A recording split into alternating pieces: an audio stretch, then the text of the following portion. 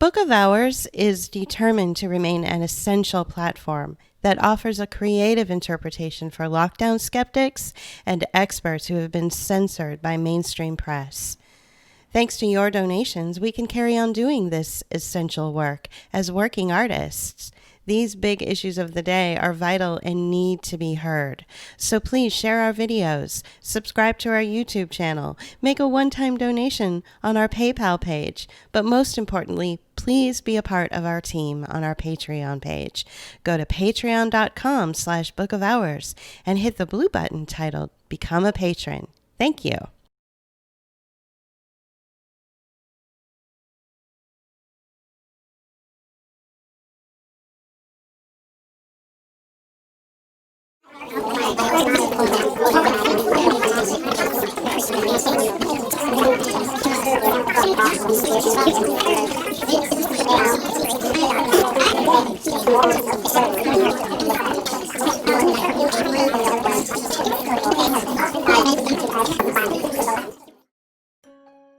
At the beginning of the United States, after the Revolutionary War, but before the Constitution was written, individual states needed to find ways to negotiate agreements between them in order to maintain peace, maintain commerce, and generally get along with each other. As a result, Interstate Compacts were created and have been used throughout the history of the United States, even after the Constitution codified many of the reasons for these compacts in the first place. An interstate compact is a pact or agreement between two or more states, or between states and any foreign government.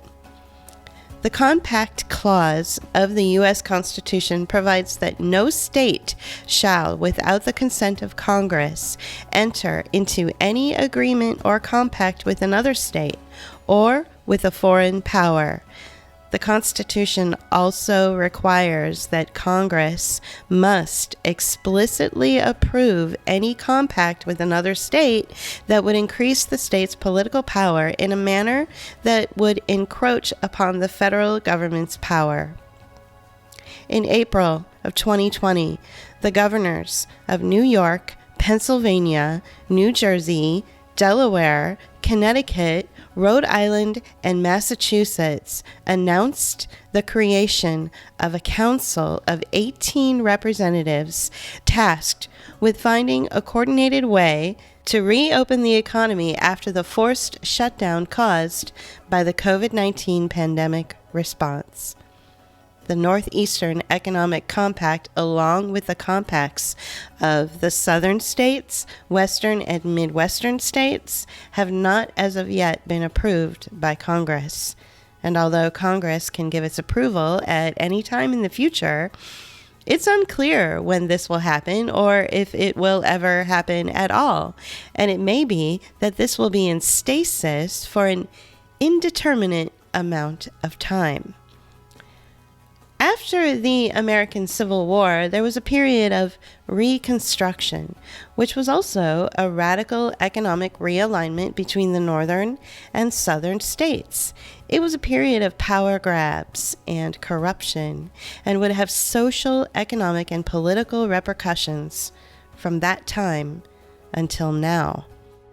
What we're seeing today with the alignments of states within their regions are echoes of the Reconstruction. But instead of the reuniting of the Union, we're now seeing the deconstruction of the federal government. This dismantling is not organic. It's deliberate, and it's happening under the cover of the COVID lockdowns and could be seen as a result of the Great Reset. These interstate compacts are part of a regionalization effort, which is part of a larger agenda of global governance. The United States, as we know it, is changing and will likely go away. As a result, the federal government will likely cease to exist and will be replaced by regional and local governments under the purview of global governance. This is technocracy, This is Deconstruction. These are Interstate Compacts. This is the Fourth Industrial Revolution. The Interstate Compacts are also known as multi-stakeholder bodies, multi-stakeholder groups, or multi-stakeholder committees. These committees develop policy regulations and procedures for public concerns such as protection of the climate, management of the internet, or the use of natural resources, and are formed for those purposes and never are a pre-existing organization. The selection of committee members depends on the point of view of the organization appointing them. In other words, if the organization has a vested interest in pushing a particular agenda, they will hand-pick a committee member to represent that agenda. The Interstate Compacts that have been formed in response to COVID-19 are project-based, public-private partnerships made up of members from corporations, third space nonprofit organizations, and non-governmental organizations, and an appointed staff member of each state's governor. This may sound democratic, but it's not. These interstate compacts and their appointed committee members exist to develop public policy that benefits corporate stakeholders and undermines democratic processes such as the legacy of local legislative process. In the age of COVID, these committees will decide which businesses can open first or which states might allow larger gatherings, rules and regulations on masks, whether you can get a haircut, see a doctor in person, or require deliveries of your food to your home instead of you personally shopping for yourself. The legacy system of representative democracy in the United States, much like the legacy systems of municipal police departments, retail and commerce, small agriculture, small business, and self-employment, are being disrupted and are going away. They are being replaced by other systems that we've discussed in our new model series. Most people in the U.S. are not aware that their state's government has been replaced by unelected officials who have no public oversight and no accountability to the public. There's a reason for this, and it's because of the media's massive under-reporting of the regional interstate compacts that were formed earlier in the year. The unelected council members chosen for the various interstate compacts have been charged with developing a framework to gradually lift emergency orders and are tasked with finding a coordinated way to reopen the economy as the spread of the coronavirus becomes more manageable. At least, that's what they're telling us. The outward narrative is that these states are coming together to work on ways to reopen the economy, and that these are only temporary measures. But these are not temporary. These interstate compact committees are probably permanent. In fact, this idea to form interstate compacts comprised of unelected committee members was originally presented in language of the Green New Deal over a year ago. The goal is to find ways to regulate, sanction, and align the contradictory rules which were applied to the populations of the states within the coalition in order to control the movement of people, regulate businesses, and prevent the social instability that they're afraid may take place if they release us, their prisoners, all at once. It's much easier to control a population within the confines of a limited member interstate compact than to implement these stringent, draconian policies on the entire country all at once. And with these alliances forming, mostly along political party lines, it's easier to ban travel to areas or states that don't share the same partisan affiliation or that have less stringent rules. This allows for a more effective means of interstate surveillance within a region and can build an infrastructure of more invasive contact tracing. Because of the political party lines these interstate compacts exist on, the media will promote the cartoonish language of civil war This is a distraction from the fascist policies that come with public-private partnerships that make up interstate compacts. This is not Democrats waging war on Republicans or vice versa. This is the wealthy class, the technocratic elite, waging war on all of us. Because there is no public oversight, there has been a massive arbitrary nature in what policy is or isn't. In the lawsuit brought about by small business owners against Governor Wolf of Pennsylvania, federal court judge William S. Stickman wrote in his opinion that none of the state committee members had any health expertise or medical experience, and that what was developed as policy had no basis in medical science and was completely arbitrary. It's likely that the policy prescribed by the state committee, which came through the Interstate Compact, came directly from a global source.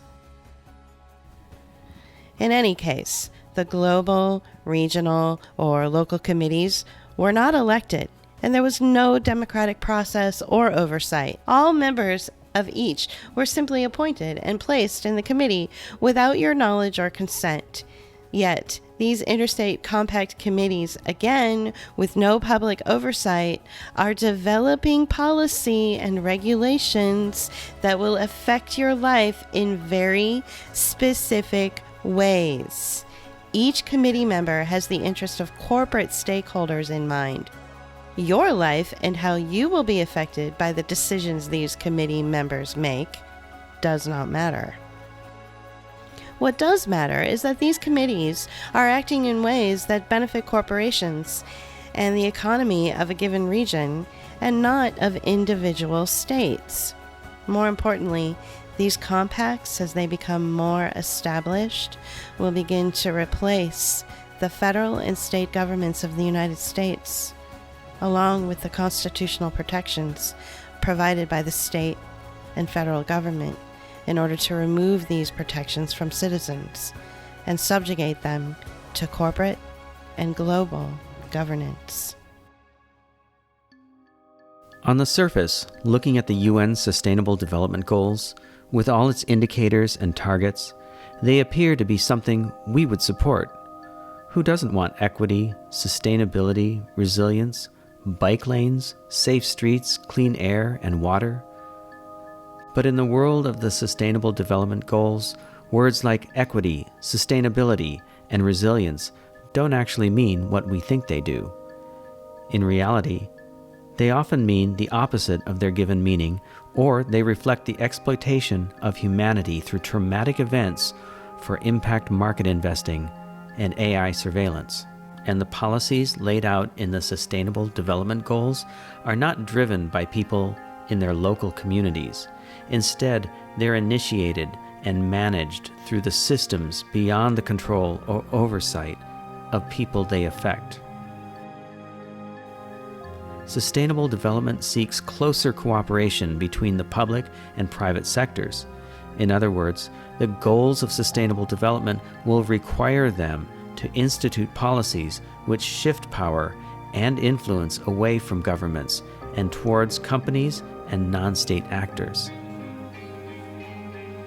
The organizational structure of interstate compacts is essentially public-private partnerships.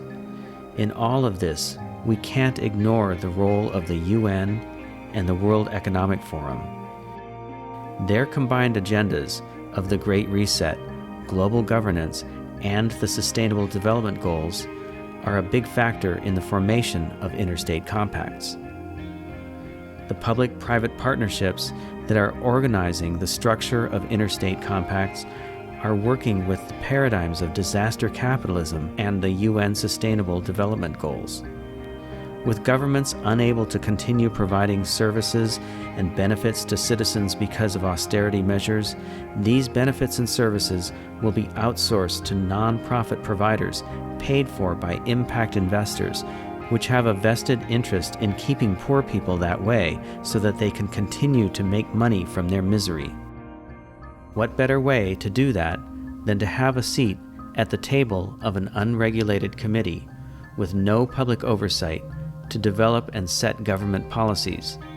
This in turn is shifting and expanding the traditional view of governance.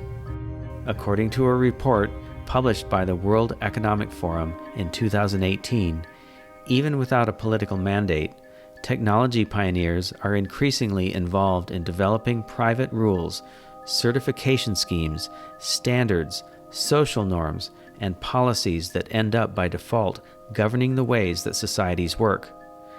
These default norms and rules are often unrestricted by national borders.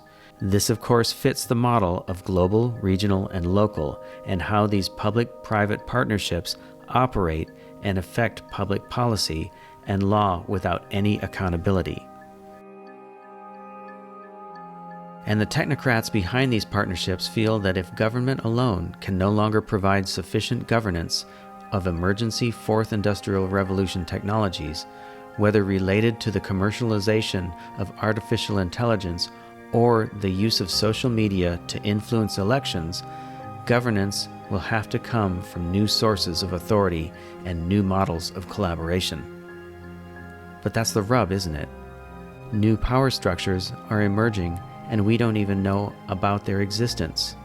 And if we do, we have no knowledge of what they're doing and in turn, no ability to keep them in check or have any influence over their decisions.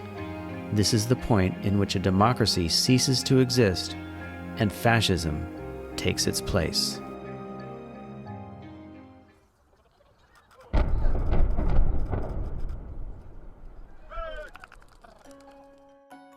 When we talk about regionalization, we want to be clear that what is taking place is not merely the normal collaboration that interstate compacts have traditionally been formed for.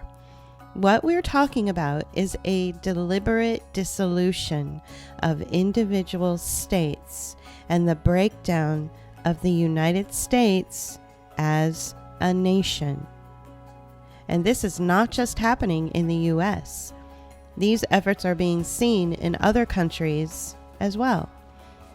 Interstate compacts are being formed in order to create multi-stakeholder governance.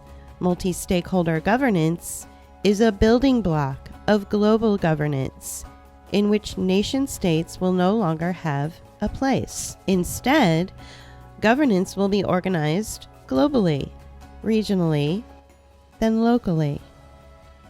Okay, we're at the governor's office here.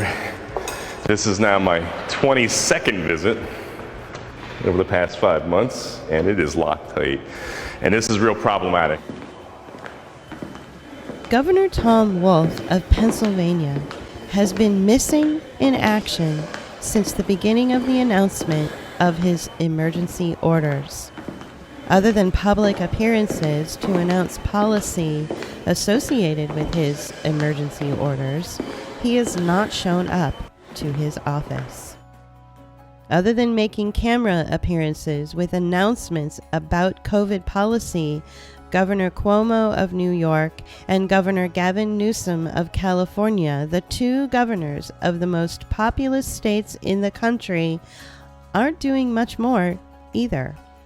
In the meantime, the emergency orders issued by the governors who locked down their states are tying up the judicial courts with lawsuits that may or may not remove these emergency orders. Meanwhile, they are keeping the legislative branch of their states busy with legislating countermeasures. The reason for this could be that the governors of these states are providing cover for the state compacts that they're part of in order to undermine the federal and state governments while building up the power of the regional coalitions, and in turn diminishing their own power as state governors as well. Are pretty much tired of what we're living in as it relates to COVID. At the same time, big city mayors are becoming more powerful than the governors of their respective states. Mayor London Breed of San Francisco is the highest paid mayor in the country and one of the harshest adherents to COVID lockdowns. mask rules, and overall curtailments of human and individual rights. Now, we're just speculating here, and we know that once the 2020 U.S. presidential elections are over, that what we're about to say will be somewhat correct, an amazing prediction, or completely wrong and ridiculous. We hope we're wrong. We feel that with the onset of global governance, the office of the President of the United States will be nothing more than theater. You'll still vote and think that it makes a difference, when in reality, you're just part of the pageantry of the democratic process, play acting out your empty role as an engaged citizen. Presidential and congressional elections will just be a distraction from the global governance policy initiatives that dictate actual law, and the role of the president will only be that of a prop, ceremoniously signing legislation that was handed down from global leaders. We've already stated that the national and state governments will disappear along with the role of governor of those states. So why wouldn't the president? We think that the big city mayors are going to take over the leadership of local areas, and that the governors who are locking down their states with extreme emergency measures are vying for the larger regional leadership roles.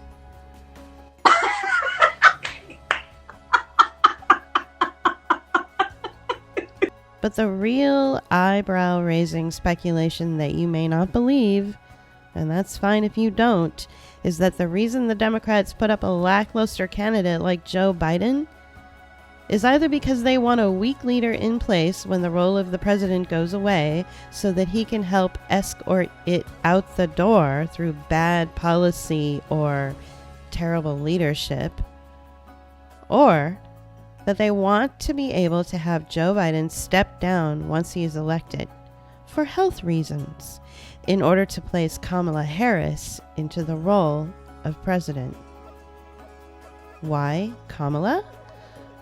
There are a lot of reasons, but since she's pretty unelectable at this point, she is the type of politician who is willing to remove constitutional protections, enact fascist laws and policies that will usher in global governance and the capitalist overreach of the Fourth Industrial Revolution.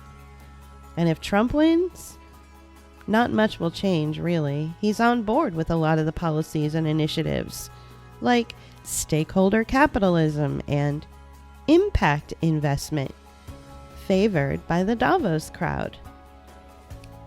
And so, as far as we're concerned, the presidential elections will do nothing.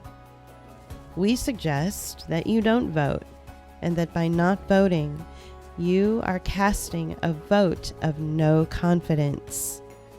It might be the only way to break the age of COVID and give people back their power.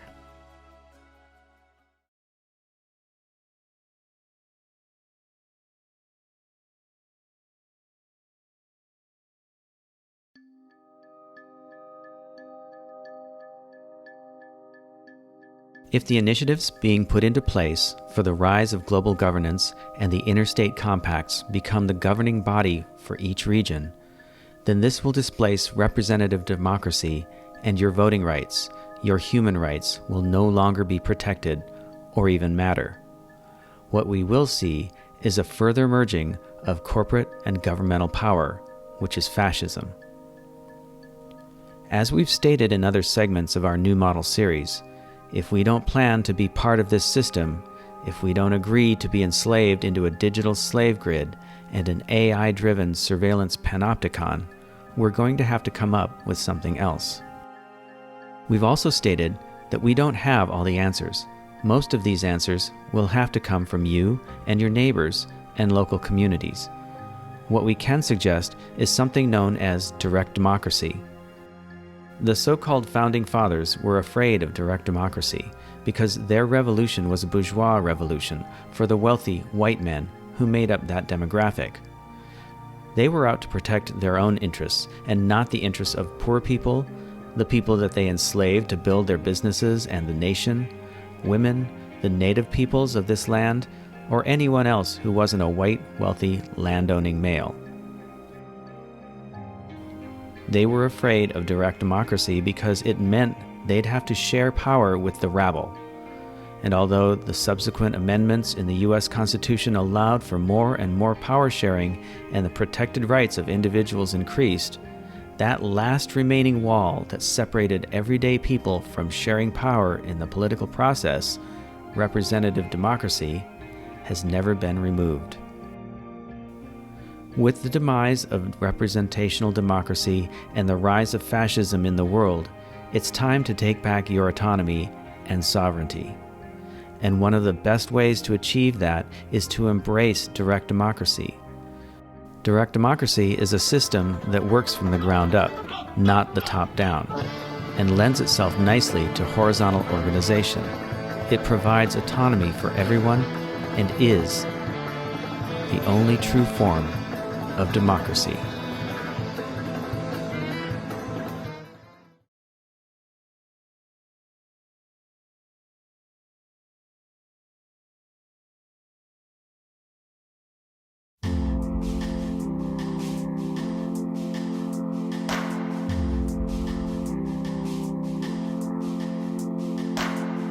What do you dream of at night? What do you see in the dark? Tell me a story you know. Don't you leave out the best part. How the good wins in the end, and the hero doesn't break, only it bends. In the wind, in the storm, in the hail, tell me the heroes prevail.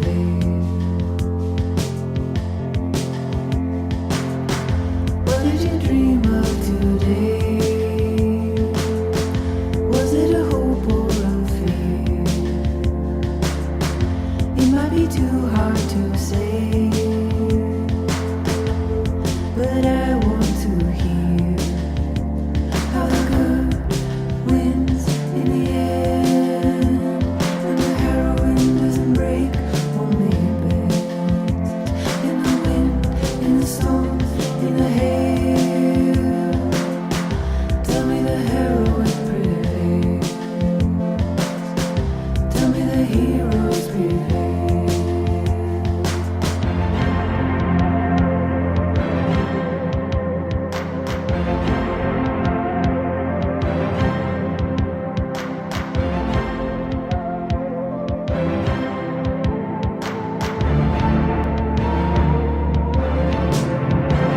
When the good wins in the end, and the hero doesn't break, only it bends.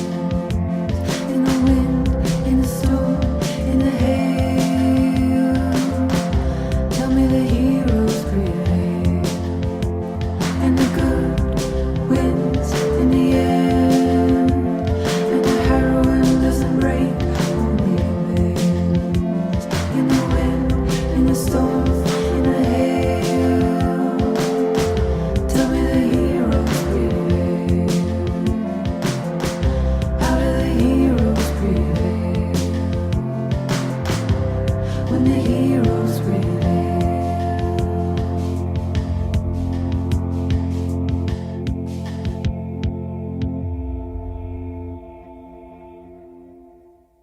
Good morning, my friends.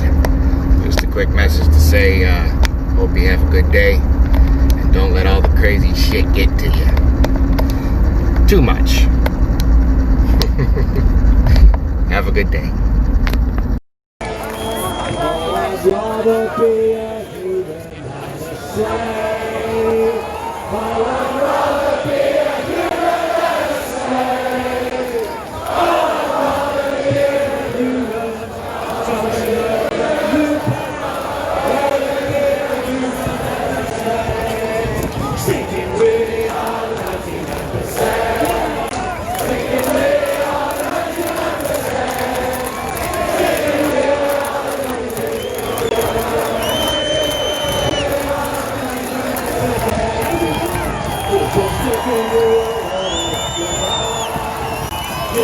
Thank you.